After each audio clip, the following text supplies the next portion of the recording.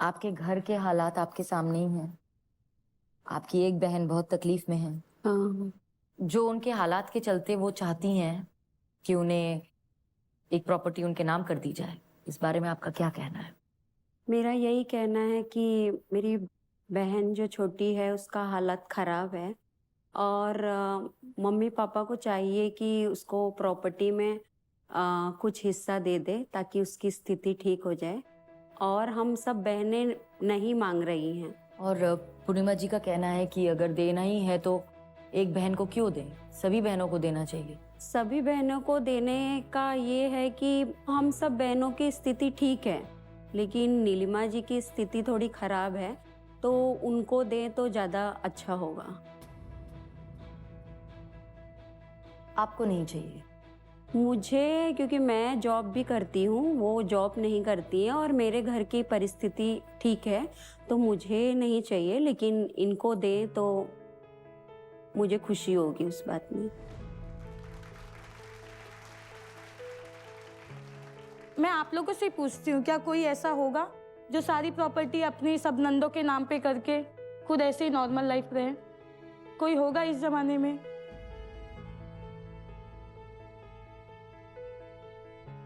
पहली बात तो नणंद कभी नहीं चाहती कि अपने भाई दुखी हो। बहन के मन में भाई के लिए बहुत रिस्पेक्ट होती है, लेकिन वो दुखी है तो आपका फर्ज आता है कि उसकी हेल्प करना। हेल्प करना हाँ। और किसी चीज में जबरदस्त हक दिखाना, दोनों में फर्क होता है, मेरा मानना है। वो आप मान रहे हैं, उसकी प्रॉब्लम आप समझ सकते तो आप उसको बोल सकते, आप बोलना भी नहीं पड़ता था, आप दे सकते थे उनको। आज मैं उन्हें दूंगी, कल को वो दो बहनें भी मांगेगी और उनका भी हिस्सा है, उन्हें भी देना है। हाँ, वो मांग सकती है, लेकिन आज उनको प्रॉब्लम ज्यादा है, इसके लिए उन्होंने उनकी बात आगे रखी। Thank you ma'am. तो कई बार घर के बीच इतने डिसएग्रीमेंट्स हो जाते हैं, चीजों को समझने के लिए लीगल ओपिनियन लेना पड़ता है। प्रीता दवे जी, स्वागत है आपका। बीइंग अ लीगल एडवाइजर, क्या राय देना चाहेंगी आप इन्हें? मेरी राय तो पहले यह है कि आपको इनको एक थैंक यू नोट कहना चाहिए, क्योंकि आपकी शादी भी नहीं हो रही थी। इनको जब तक घर से खदेड़ा नहीं गया होता तब तक आप उस घर में घुस नहीं पाते। तो हमेशा पूरी जिंदगी उनका एहतराम करिए और उनके एहसानमंद रहिए कि उन्होंने आपके लिए घर खाली किया है। दूसरी बात ये कि आपका ये कहना है कि उनको आपसे जलन नहीं होनी चाहिए, जी। मगर आपको अपनी जेठानी से जलन हो सकती। कमाल है। नहीं है? आपके पति देव हैं, वो तमाशा देख रहे हैं फकीर के भेष में। अगर आपको इनके लिए तकलीफ हो रही है तो इनको आप लीगली हेल्प करिए, क्योंकि आप सबका हक बनता ही है। शादी आपने यहाँ की हो, बंगले में की हो, चौल में की हो, इमटीरियल है, आपका हिस्सा बराबर बनता है। दो कल इनको जो लगता है उसमें से उनको जो देना पड़ेगा वो सब नहीं करके आप इनको सपोर्ट करिए, ताकि लीगल बैटल में इनके पास अगर भाई नहीं है तो बहन तो खड़ी रहे। आप रिलीज डीड तब कर दीजिएगा जब इनको जरूरत पड़े। आप एक समझ कर चलिए कि कायदा और कानून आपके साथ है, परिवार चाहे हो ना हो।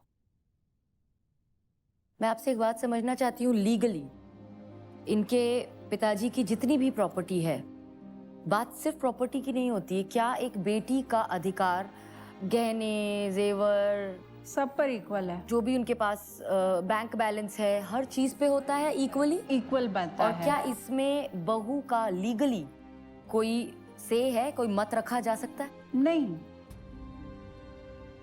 अगर पापा ने ये सोच लिया कि कल गौशाला में सब दान दे देना है, कोई बच्चा उनको कुछ नहीं कह सकता, क्योंकि ये उनकी बनाई प्रॉपर्टी। ये उनकी बनाई प्रॉपर्टी है।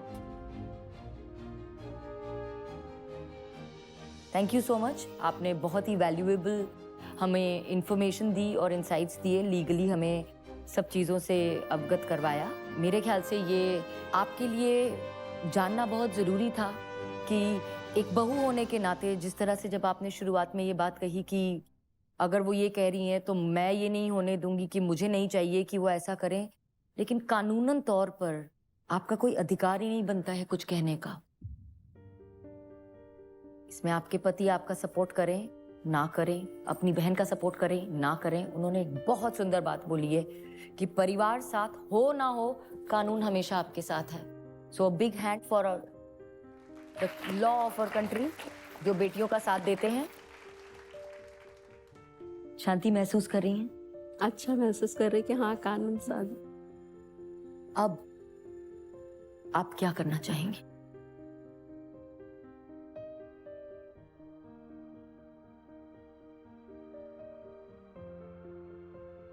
जैसा कानून के साथ जाऊंगी मैं। ठीक है, जो चाहिए उन्हें मिल जाएगा, कोई दिक्कत नहीं। तो इसका मतलब आप इस मंच पर, नेशनल टेलीविजन पर, ये कमिट कर रही हैं जी कि आप नीलिमा जी से उनका हक नहीं लेंगी और उन्हें रोकेंगी नहीं अगर वो अपने माता पिता से प्रॉपर्टी में अपने जीवन की मुश्किलें दूर करने के लिए हिस्सा चाहती हैं तो। जी, मैं उन्हें कभी नहीं रोकूंगी। आई रियली होप कि यहाँ से जितने भी दिल की भी दीवारें हैं ना, वो अपने आप ही गिर जाए और उसके लिए किसी कानून की जरूरत ना पड़े। डेफिनेटली। और नीलिमा जी, अब आप बताइए, आप क्या करना चाहेंगी? अब मतलब ऐसे ही मिल जाएगा तो कानून का क्या जरूरत है, जब खुशी से मिल जा रहा है।